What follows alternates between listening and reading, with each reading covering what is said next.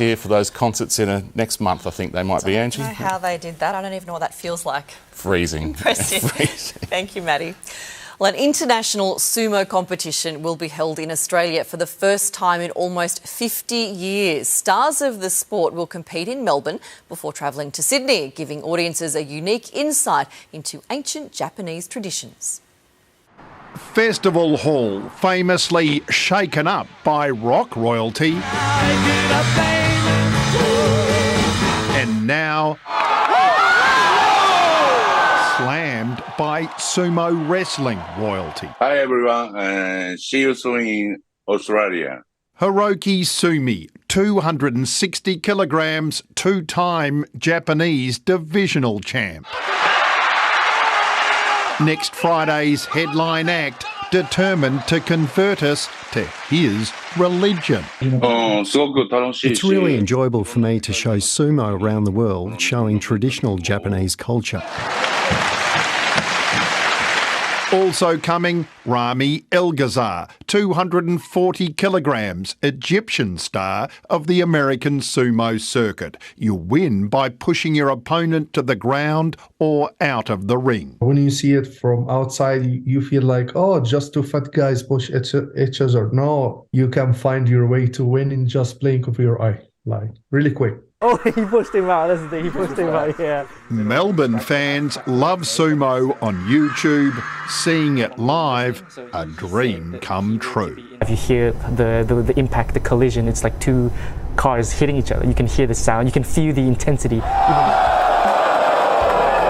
It's a way of life, it's something to be celebrated. And you appreciate the art behind it. The history in this sport, you get really excited day after day when you know more about sumo. Nick McCallum, 7 News. Amber is back with the forecast. Now, Amber, how much rain's on the way? Angie, up to 45 millimetres is forecast for Sydney tomorrow, but localised heavy rainfall could see totals of more than 100 millimetres in parts. We've got all the details next. Australia is set to welcome our new Queen. Join Sunrise for the latest at the Royal Coronation. We're live from Copenhagen for all the festivities. Your front row seat to history is here. Australia's Queen Mary. The Sunrise special event, Monday morning on 7 and 7+. Tonight's 7 News headlines. Dozens of swimmers have been saved from a Maroubra rip a day after locals rescued 4 people from the sea at Bronte. An NRMA petition looking to double the number of random breath tests will be considered by State Parliament. And Denmark is ready to celebrate its new King and Queen, Mary and Frederick, to take the throne within hours. Now, here's Amber with Sydney's weather. Thank you, Angie. Well, we are expecting more showers across the city this evening. There's a chance of a storm with heavy falls possible in coastal suburbs. Right now in the city, though, it is 25 degrees after that top of 27 recorded shortly after 2 p.m.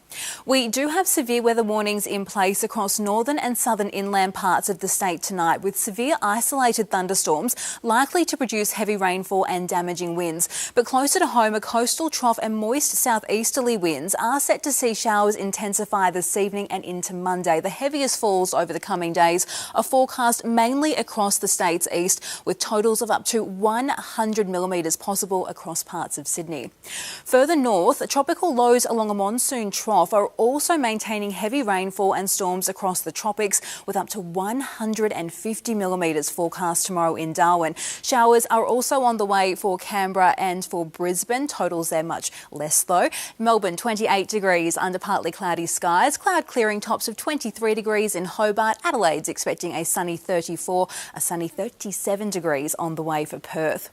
Statewide tomorrow, once again, unsettled conditions are looking widespread. More severe storms generating heavy rainfall are possible in the far western areas of New South Wales. There's also that risk of heavy falls around the east coast between Coffs Harbour and Wollongong, so that does include metropolitan Sydney. Those showers are most likely during the morning and afternoon, reaching 22 to 23 degrees across the city's west. 22 degrees is forecast tomorrow along most of the beaches. On the water tomorrow, southeasterly winds are forecast to reach up to 30 knots during the morning before turning easterly and running at about 25 knots during the evening. So strong wind warnings are in place for the waters of Port Macquarie, the Hunter, Sydney and the Illawarra tomorrow. But back in the city under cloudy skies, we're expecting a top of 24 degrees tomorrow. As for those showers, up to 45 millimetres is forecast at this stage, with a chance of a storm in the early morning, possibly severe. We should see showers gradually ease into the evening, but wet weather is forecast to persist into Tuesday. An additional 25 to 30 millimetres is possible.